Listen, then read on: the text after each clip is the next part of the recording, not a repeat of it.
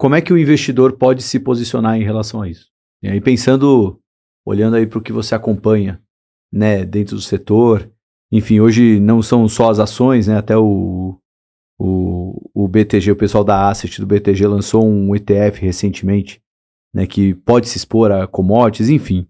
Queria que você falasse um pouco do como que o investidor pode até se expor a isso, pensando desde o investidor que quer se proteger, vai lá, sei lá, comprar ouro, mas aí olhando para o cara que acha que esse cenário de preço vai continuar alto, enfim, como é que você tem falado com gestores, enfim, o pessoal que te consulta para saber do setor? A gente tem lá o CMDB11, né, que é o ETF bastante diversificado, tem uma série de papéis de exposição grande ao setor de petróleo mesmo, tem lá dentro Petrobras, Prio, Vale, então ele tem uma diversificação grande de commodities. Dá para fazer isso também via as ações específicas, né, ali, a gente até recentemente elevou nossa recomendação de Petrobras para compra, a gente tem uma visão bastante positiva da companhia, a gente vê a empresa sendo uma das poucas no mundo que cresce produção, a gente está falando de um crescimento composto ali para os próximos 4 anos, na casa dos quase 4%, 3,5%. E ele se beneficia, é uma companhia integrada, que hoje exporta cerca de 800 mil barris por dia, então ela se beneficia diretamente do preço do petróleo subindo, e ela vende os derivados. A gente comentou aqui, assim, a gente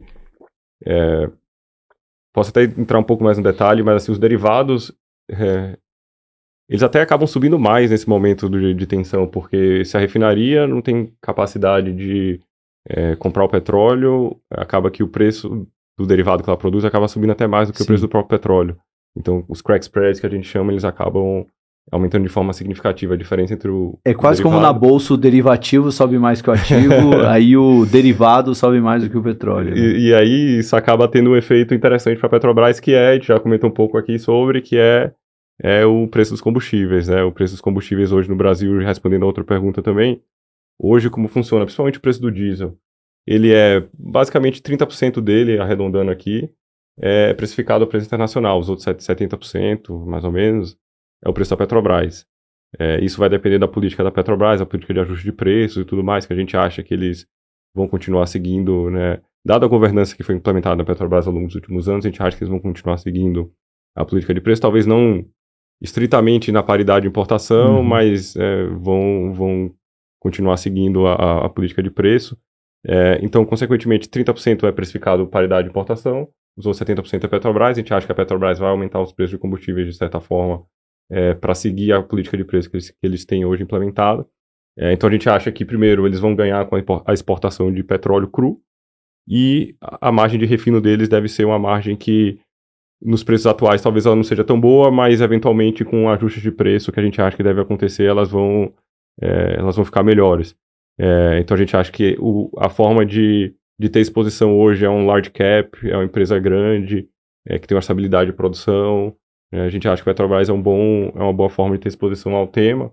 E, de certa forma, lembra que a gente falou dos $80 o barril, sendo talvez um preço onde a gente fique pós-conflito? É mais ou menos o preço onde acho que para todo mundo fica bom.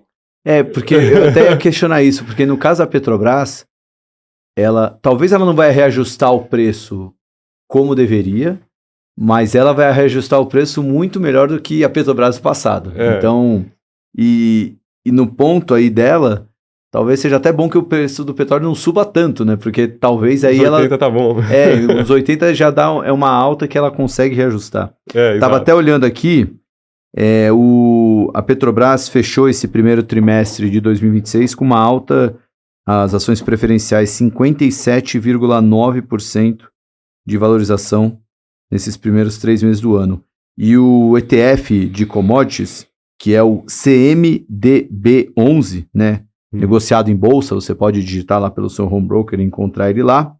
Ele tem Petrobras dentro também? Que tem Petrobras dentro, ele subiu 21,7% nesses primeiros 3 meses do ano. Se pegar os 6 meses, ele está subindo 34%. E bom, ele tem todas as vantagens de investir num ETF, né? Um produto listado em bolsa, já uma carteira diversificada, taxa, né? Muito mais barato do que investir num fundo, enfim. Um dos produtos, a gente já falou bastante de ETF aqui, né, das suas vantagens aí para o investidor que quer montar uma carteira diversificada. E a gente falou do preço na bolsa. E o preço na bomba? Como é que isso chega para o consumidor final? E aí você falou um pouco de derivados, né? Acho que vale a pena já falar um pouco de como está sendo o impacto e como pode ser esse impacto ainda. Assim, o impacto hoje maior que a gente sente é no diesel, né? A gasolina, só para enfatizar um pouco, a gente é autossuficiente em gasolina, então isso depende muito do preço da Petrobras. A Petrobras não ajustou o preço, então ali a gente está meio que parado. Talvez em alguns lugares do Brasil você vai ver, né, o preço que a distribuidora compra subindo, aí o preço da bomba talvez ele suba um pouco mais, porque tem a tensão, às vezes a cadeia fica com medo, o preço pode subir, então eu preciso ter capacidade de repor o estoque uma vez que o preço suba, então talvez eu vou comprar um pouquinho mais ali. Isso na gasolina. No diesel, a situação é bem diferente, né? A gente tá falando de um preço que saiu ali dos R$3,50 mais ou menos, pré-conflito. Tô falando do preço que a gente chama de paridade de importação, que é o preço importado. Hoje esse preço está rodando ali na casa dos R$6,10, R$6,15. Então, é um aumento bastante relevante na parcela importada. A gente está falando dessa magnitude de aumento. A gente está falando praticamente o preço dobrou do diesel importado. O diesel da Petrobras ele subiu 30 centavos, então ele subiu uns 10%. Então, quando a gente coloca isso aqui tudo no mix, a gente está falando 30% importado, dobrou, e Petrobras subindo 10%, a gente está falando de uma variação aí, vou chutar assim, uns 25%, 25% deveria ser o número que a gente deveria estar vendo, que é o preço que a distribuidora hoje paga, seja no importado, seja no Petrobras, quando você faz o mix. A distribuidora está recompondo estoque a um preço 25% mais caro do que era pré-conflito.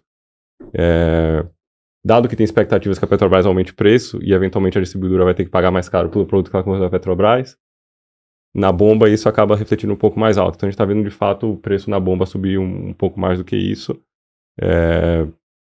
talvez algo mais na casa dos 40%, 50%, mas o preço da distribuidora hoje está na casa dos 25% mais alto. Mas de novo, com expectativa de que a Petrobras aumente o preço, consequentemente na bomba acaba ficando um pouco maior o impacto mesmo.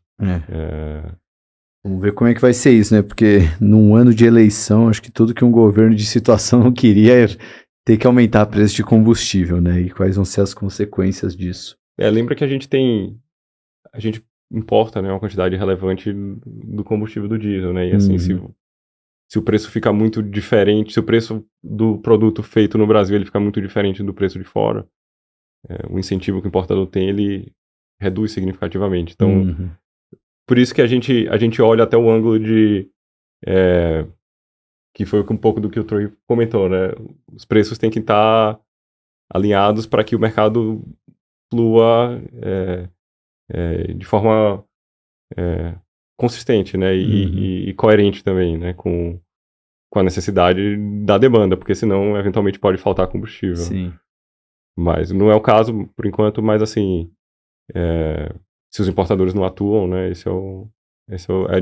É a forma, é o que a gente está monitorando hoje, né? A forma que a gente está tentando monitorar esse mercado. Se você gostou desse corte, certamente vai gostar do episódio completo. Então, clica aqui que você pode assistir ele na íntegra. Ou então, você pode clicar nesse vídeo e ver mais um corte desse episódio. Até a próxima!